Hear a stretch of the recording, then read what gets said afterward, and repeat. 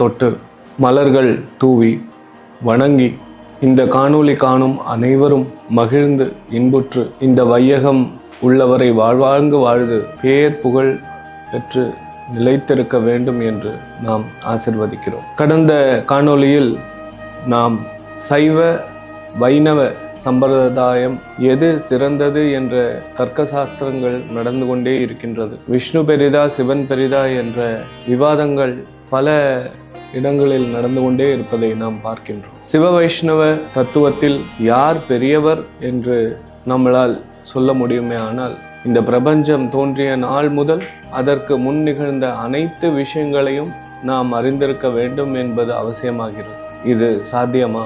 அப்பொழுது இதற்கான விடை என்னதான் இருக்க முடியும்? சைவ ஸ்தலங்களில் முதன்மை ஸ்தலமாக கருதப்படும் தில்லைக்கும் மூத்த தலம், ஒருவனாகி உலகேற்று நின்ற நாளான தலம்